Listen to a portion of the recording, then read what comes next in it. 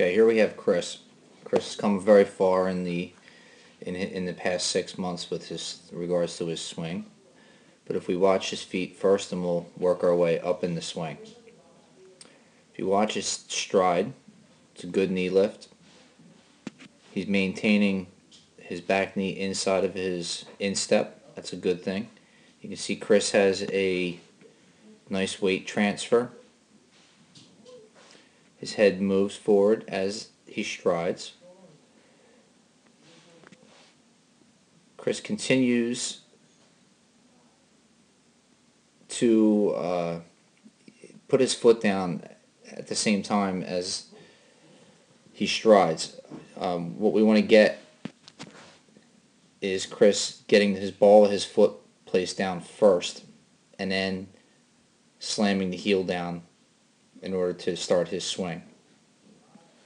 We're going to look at Chris's head once we have heel contact. Once stride heel hits the ground, his head should no longer move. Draw a little box around that. And you see, for the most part, his head stays put through his swing. That's a good setup. You also look at Chris's front side. As he swings and as he fires his back knee, he hits off a nice firm front side. What I would like to see is a little bit more of a back knee drive. He still is holding that back hip up just a hair. This is improved, but you can see this is completely swinging through, and his hips are still not quite all the way open. I want to see his hips completely opened. I want to see this back foot completely rolled and that knee driven forward, pinching your knees together. The action as we swing is driving this knee back and this knee forward. You feel like you're pinching your knees together. As we firm up that front side, we drive that back side, allowing us effectively to clear that back hip. If you watch Chris's swing, the first thing to move once we have heel contact should be your hips, should be your back knee while your hips turn. If you notice in Chris, really what turns first on him still at the moment is his shoulders.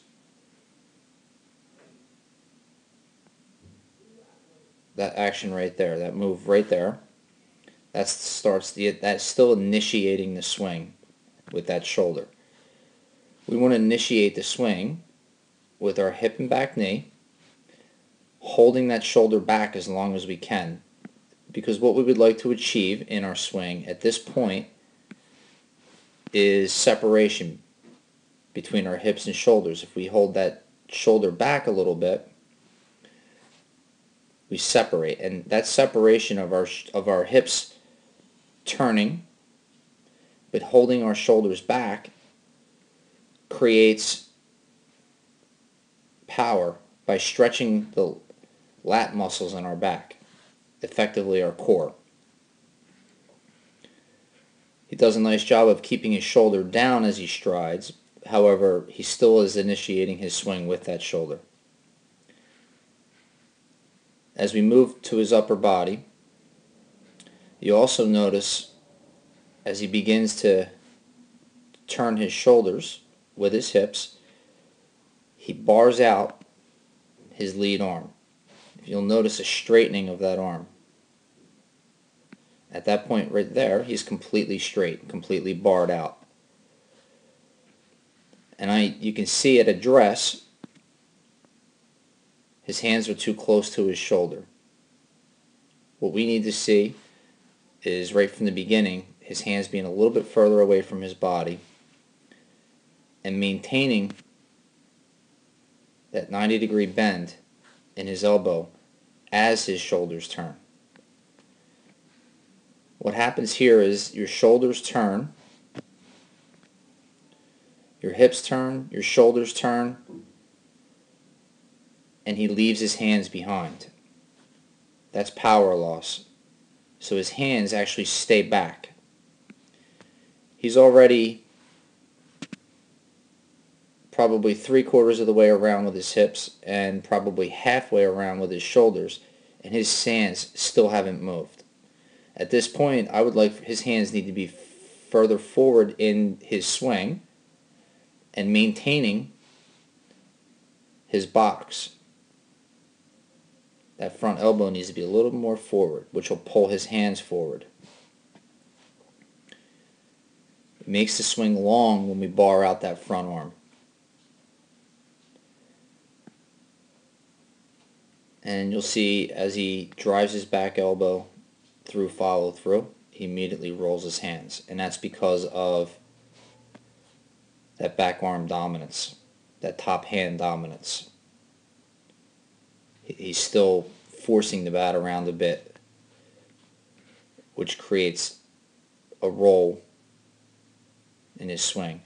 It's tough to tell at this angle, but his hands are not firing directly back to the pitcher. You can probably tell there. His hands are pushed off to the side as opposed to firing straight back to the pitcher. Something else we need to continue to work on. And he rolls and finishes. So, we have some things to work on, but your swing actually looks pretty good. You've come a long way.